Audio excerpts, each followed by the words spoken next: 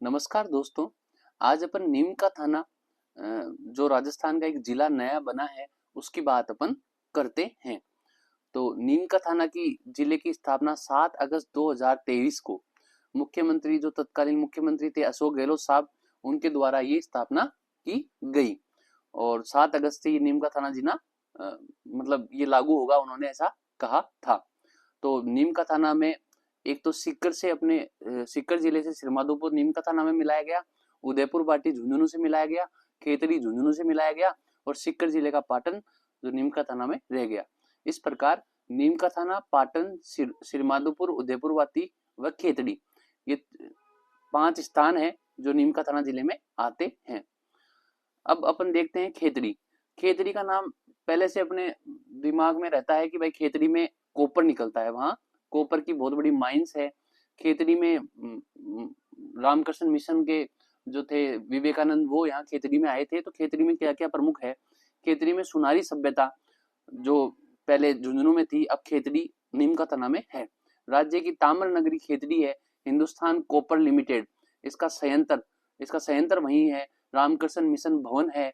भोपालगढ़ का किला है। रघुनाथ जी का मंदिर है।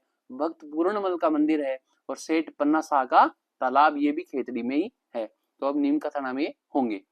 उदयपुर वाटी में लोहागल तीर्थ है जो शेखावाटी का पुष्कर भी कहलाता है। बहुत बड़ा ये तीर्थ है, उदयपुर वाटी में है। फिर बात करते हैं श्रीमाधोपुर और नीम का थाना जो प्रॉपर नीम का थाना कस्बा है, टाउन है, जिला है अभी। तो वहां पर कातरी नदी बहती है जो अंत प्रवाही नदी है और कमला बेनीवाल वो भी वहीं से नीम का थाना से ही है। और पास में एक क्षेत्र पड़ता है पाटन जो पुराने समय का कस्बा था। नीम का थाना जिले की स्थापना मैंने आपको बताई 7 अगस्त 2023 को हुई थी, जब से ये लागू हुआ। और सीकर व झुंझुनू के जिलों का पुनर्गठन कर नया जिला नीम का थाना बना है। सीकर जिले के दो उपखंड कौन कौन से हैं? एक तो नीम का थाना और श्रीमाधोपुर ये, तथा झुंझुनू जिले के दो उपखंड हैं, खेतड़ी व उदयपुर वाटी को मिलाकर नीम का थाना जिले का निर्माण किया गया है। तो अभी हाल फिलहाल में 4 तो उपखंड है नीम का थाना में और 5 तहसील है। 4 उपखंडों में नीम का थाना है, श्रीमाधोपुर है, उदयपुर वाटी है और खेतड़ी है। ये 4 तो उपखंड है। और 5 तहसीलें कौन कौन सी है? नीम का थाना है, पाटन है, उदयपुर वाटी है और खेतड़ी है और श्रीमाधोपुर है। तो इस प्रकार 5 तहसीलें व 4 उपखंड नीम का थाना में है। अभी बात करते हैं भाई उन उपखंड जो मैंने आपको बताया 4 उपखंड है, इनके बारे में शॉर्ट देखते हैं मन क्या है। नीम का थाना पहले एक छावनी हुआ करता था।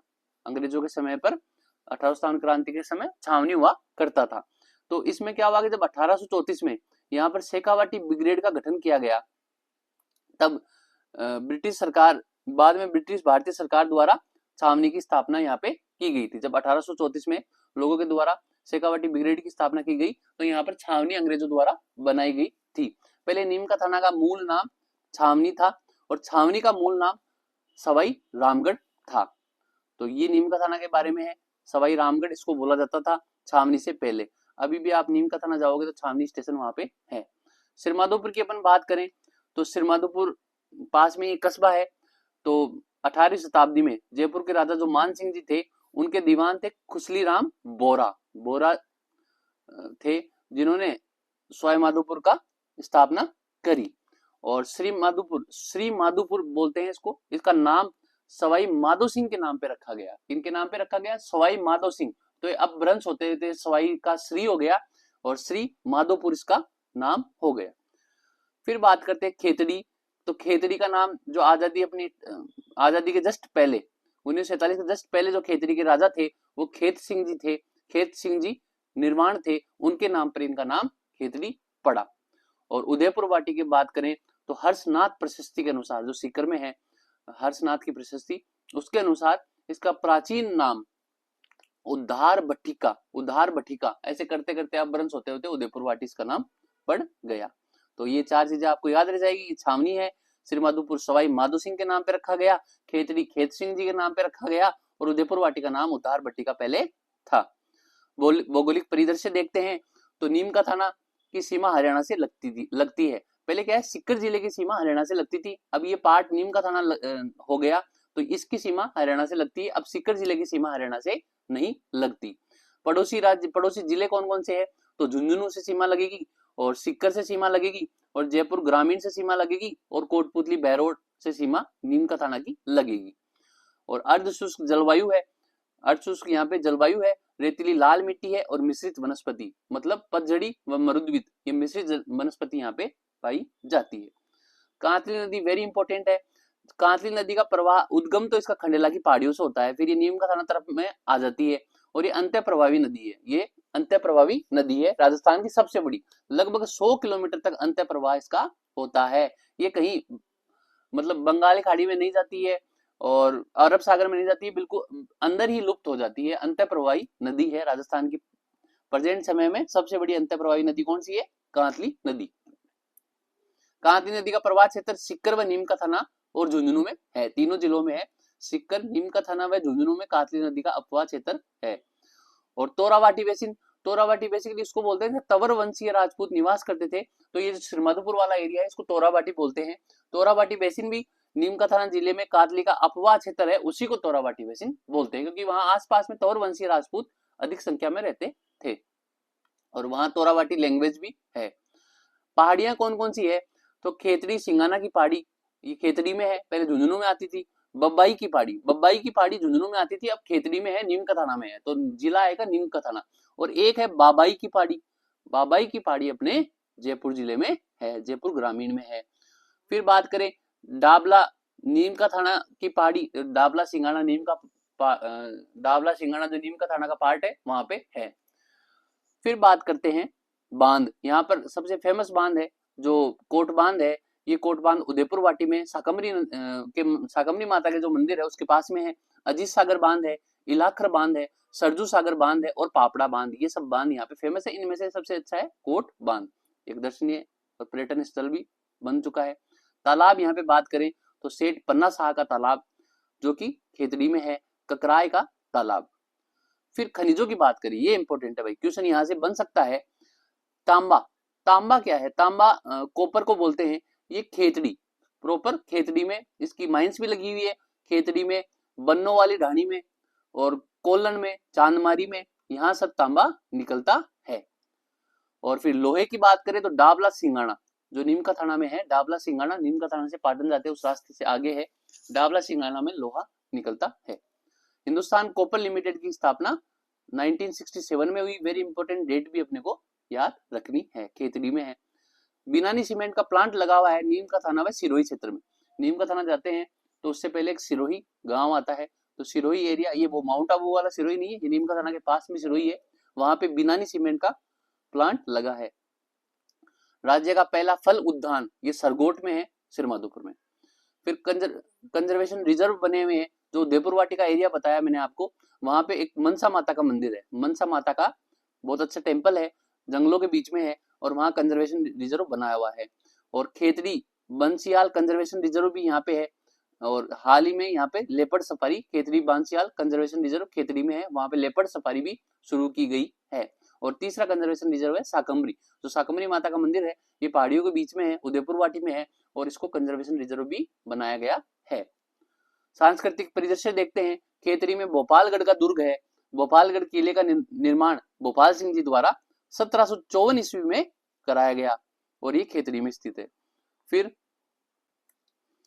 गोपीनाथ जी का मंदिर, गोपीनाथ जी का मंदिर जहाँ पे गोपीनाथ जी राधा कृष्ण जी का प्राचीन मंदिर मूर्तियां हैं, ये इंपॉर्टेंट है साहब। रघुनाथ जी का मंदिर, रघुनाथ जी का मंदिर, रघुनाथ जी चुंडावत का मंदिर खेतड़ी कस्बे में सबसे विशाल व प्रसिद्ध मंदिर है और ये पूरे भारत में ऐतिहासिक इस दृष्टि से है कि श्री राम और लक्ष्मण जी के मुझे इस मंदिर में मूर्तियों पर मुझे दिखाई गई है, जो पूरे भारतवर्ष में अपनी तरीके से एक मौलिक मंदिर है, ऐसा मंदिर और कहीं नहीं होगा। तो ये खेतड़ी में रघुनाथ जी का मंदिर इसलिए प्रसिद्ध है। और इस मंदिर का निर्माण बख्तावर, राजा बख्तावर थे, उनकी पत्नी चुंडावती थी, उन्होंने 150 वर्ष पूर्व करवाया था। तो फिर अपन बात करते हैं भक्त पूर्णमल का मंदिर नालपुर खेतड़ी में है, हरि सिंह का मंदिर खेतड़ी में है। ये रघुनाथ जी का मंदिर है जहाँ पे राम और लक्ष्मण की जो मूर्तियां लगी हुई है वहां पे मूर्ति दिखाई गई है। फिर महल, सुख महल, सुख महल खेतड़ी में है, दीवान खास महल खेतड़ी में है, ये इंपॉर्टेंट, रामकृष्ण मिशन ये खेतड़ी में है। और संत रामेश्वर दास की तपोभूमि बसई गांव खेतड़ी, रामेश्वर दास बाबा की तपोभूमि है, जहाँ पे उस मंदिर में पूरे मंदिर पर पत्रों पर रामायण लिखी गई है, इसलिए ये इंपॉर्टेंट है। बसई गांव है खेतड़ी के अंदर, वहां पे संत रामेश्वर दास की तपोभूमि है। हवेलियों की बात करें तो दोनों हवेलियां बहुत अच्छी है। पंसारी की हवेली ये अपने सिरमाधोपुर जो टाउन है वहां पर है, और जोगीदास की हवेली, जोगीदास की हवेली, जोगीदास की छतरी उदयपुर वाटी में है, और ये इस पे खूब सारी भित्ति चित्रण, दीवार पे चित्र बने हुए, इसलिए ये प्रसिद्ध है, पुराने समय के चित्र बने हैं। स्वामी विवेकानंद संग्रहालय, विवेकानंद से जुड़ा हुआ कोई भी टर्म आता है तो वो खेतड़ी उसका आंसर होगा। ये खेतड़ी में है, 4 अक्टूबर 2011 को इसकी स्थापना की गई थी, तो ये संग्रहालय अब बना है। फिर लोहागढ़ तीर्थ की बात करते हैं तो उदयपुर वाटी में ये लोहागढ़ तीर्थ बना हुआ है। सूर्य कुंड है, सूर्य कुंड है, जब पांडव यहाँ आए तो उन्होंने अपने जो अस्त्र है वो यहाँ पे डाले तो वो गल गए, उनका जो अस्त्रों का लोहा था वो गल गया और उनको मतलब पाप से मुक्ति मिली। तो इस प्रकार ये लोहागढ़ प्रसिद्ध हुआ, जहां लोहा गल जाए, लोहा गल। तो यह पुष्कर के बाद सबसे बड़ा तीर्थ स्थान है। ये शेखावाटी का हरिद्वार कहा जाता है, और अज्ञातवास में पांडवों की शरणस्थली रही है। और जो वहां पर्वत है बाबा माल केतु की 24 कोसीय परिक्रमा अभी भी की जाती है। उस परिक्रमा में टपकेश्वर शंकर भगवान का स्थान है, बालेश्वर, भगेश्वर, ये सब तीर्थ उसमें आते हैं जो नीम का थाना में है। फिर बात करते हैं कुछ सभ्यताएं, तो गणेश्वर सभ्यता नीम का थाना में है, और जो आर.सी. अग्रवाल साहब थे, रतन चंद्र अग्रवाल साहब थे, उनके निर्देशन में यहाँ खुदाई की गई, और ये ताम्र युगीन सभ्यताओं की जननी है। खूब सारे ताम्र उपकरण यहाँ पे मिले हैं, ताम्र मल मिला है जिसमें 99% तांबा होता था। तो गणेश्वर सभ्यता वेरी इंपॉर्टेंट है, आर.सी. अग्रवाल साहब के निर्देशन में यहाँ उत्खनन कार्य किया गया। सोनारी सभ्यता खेतरी तहसील में, जो कातरी नदी मैंने आपको बताई, जो खंडेला से नीम का थाना की तरफ जाती है, अंतर प्रवाही नदी है, उस नदी के किनारे सोनारी सभ्यता है, जो लोहे की भट्टियों के लिए फेमस है। लोहे के लिए फेमस सोनारी है, और गणेश्वर सभ्यता तांबे के लिए फेमस है। एक इधर अजीतगढ़ में एक कस्बा पड़ता है दिवराला, तो दिवराला में एक सतीकांड हुआ था, 4 सितंबर 1987 की बात है। सिरमाधोपुर में रूप कंवर उन महिला का नाम था जो सती हुई थी। इस घटना के बाद हरिदेव जोशी द्वारा सती निवारण एक्ट 1987 लागू किया गया, और इसको देखते हुए संघ सरकार द्वारा 1988 में संघीय कानून बनाया गया। अब आप सती की महिमा का मंडन सार्वजनिक पैलेस पर नहीं कर सकते, तो ये बैन कर दिया गया है। तो इस प्रकार एक एक्ट बना 1987 में राजस्थान में। तत्कालीन मुख्यमंत्री थे हरिदेव जोशी साहब, और रूप कंवर सती उस समय हुई थी। 4 सितंबर 1987 की ये घटना है। शिमला गांव खेतड़ी में है। यहाँ शेरशाह सूरी ने कुएं खुदवाए। ऐसा कहा जाता है कि शिमला गांव खेतड़ी में ही शेरशाह सूरी का जन्म हुआ था। फिर पाटन का युद्ध की बात करें तो पाटन जो नीम का थाना से अपन कोटपुतली वाले मार्ग पे जाते हैं, तो पाटन वहां पे कस्बा है, और पाटन में 20 जून 1790 को एक युद्ध हुआ था। जयपुर के राजा प्रताप सिंह व महादजी सिंधिया जो एमपी के थे, इन दोनों के बीच में युद्ध हुआ। महादजी सिंधिया इसमें विजयी हुई। ये पाटन का युद्ध है। फिर बात करें तो राम नारायण चौधरी साहब, ये इनका जन्म 1896 में नीम का थाना कस्बे में हुआ। ये बेगू किसान आंदोलन के नेतृत्व करता थे, और जो गांधी जी का हरिजन सेवक संघ है उसमें जो राजपूताना शाखा थी, जो राजस्थान की शाखा थी, उसका भार राम नारायण चौधरी ने उठाया था। उसका कार्यभार पूरा राम नारायण चौधरी जी ने उठाया था।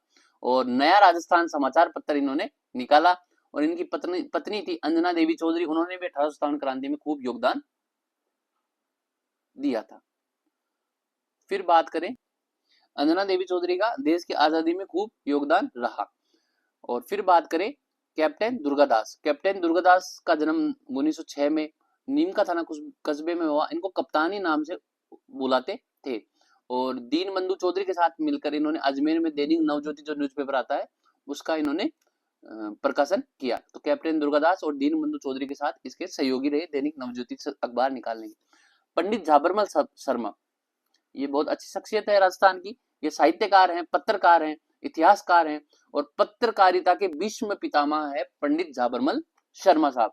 इन्होंने पद्म भूषण से ये अवार्डेड है, और इन्होंने अनेक पुस्तकों का संपादन किया है, जैसे सिक्कर का इतिहास, खेतड़ी नरेश, विवेकानंद और नेहरू वंशावली राजस्थान, इनकी अंतिम पुस्तक थी।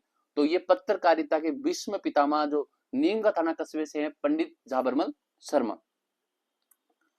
फिर राजा अजीत सिंह खेतड़ी की बात करते हैं। इनके कारण ही स्वामी विवेकानंद जो शिकागो धर्म सम्मेलन में जा पाए और भारत के जो आध्यात्मिकता है वो पूरे विश्व में फैल पाई। तो फतेह सिंह जी की 1870 में मृत्यु हो गई थी। उसके बाद में अल्सीसर से जो राजा अजीत सिंह खेतड़ी हैं, ये कैसे बने अजीत सिंह? तो फतेह सिंह जी की मृत्यु हुई थी, तत्कालीन खेतड़ी के शासक थे। उनकी मृत्यु होने के बाद अल्सीसर जो पास में इलाका कस्बा है, वहां से अजीत सिंह जी को उत्तराधिकारी गोद लेकर उत्तराधिकारी खेतड़ी का बनाया गया।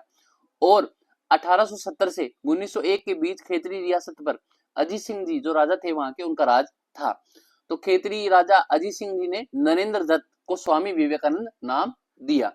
और शिकागो धर्म संसद में भाग लेने के बाद स्वामी विवेकानंद सबसे पहले जो राजस्थान के नीम का थाना जिले के खेतड़ी में आए थे। और स्वामी विवेकानंद ने खेतड़ी की 3 बार यात्राएं करी, 1891, 1893 और 1897 में। खेतड़ी के राजा अजीत सिंह 4 जून 1891 को पहली बार स्वामी जी से माउंट आबू सिरोही में मिले थे। और फिर स्वामी विवेकानंद शिकागो धर्म सम्मेलन में गए और भारत का पर्चा वहां पे लहराया। कुछ अपन बात करते हैं पाटन की। तो 11वीं शताब्दी में महाराजा अनंतपाल सिंह द्वितीय ने पाटन नगर का निर्माण कराया और करवाकर तोरावाटी रियासत की स्थापना करी। तोरावाटी रियासत, तोरावाटी वही है जो कातली नदी का आसपास का एरिया है। और महाराजा अनंतपाल सिंह द्वितीय ने पाटन नगर की स्थापना करी। कृष्णावती नदी पर उस समय रायपुर पाटन बांध बना हुआ था। इस बांध को एक बार पूरा भरने पर लगभग 2200 हेक्टेयर भूमि की सिंचाई की जा सकती थी। और बाबा रामेश्वर दास की तपोभूमि, मैंने आपको बताया बसई गांव जो खेतड़ी में है, वहां पे बाबा रामेश्वर दास की तपोभूमि है। इस मंदिर में संगमरमर के पत्थरों पर रामायण उत्कीर्ण की गई है। बागोरगढ़ का किला भी खेतड़ी में है। शेरशाह सूरी की जन्म स्थली, जहां शेरशाह सूरी ने खूब सारे कुएं बनवाए, शिमला गांव खेतड़ी में है। अजीतगढ़ एक कस्बा है। जब अपन सीकर से आते हैं, नीम का थाना की तरफ जाएंगे या फिर चोमू से नीम का थाना की तरफ जाएंगे तो अजीतगढ़ टाउन आएगा। इस कस्बे में सबसे इंपॉर्टेंट ये कृषि यंत्रों के लिए बहुत अच्छा ये माना जाता है। कृषि यंत्र खूब सारे निर्माण होते हैं और देश में थ्रेसर जिससे फसल अलग की जाती है, फसल कटाई के बाद में यूज किया जाता है, तो थ्रेसर सबसे बड़ा निर्माण केंद्र यही है। और जब जगदीश चंद्र पारिक साहब हैं जो अजीतगढ़ से हैं, जिन्होंने 2019 में जैविक कृषि में उपलब्धि के लिए जिन्हें पद्मश्री दिया गया था। तो ऐसी ये क्रमभूमि है नीम का थाना। आज के लिए इतना ही, धन्यवाद।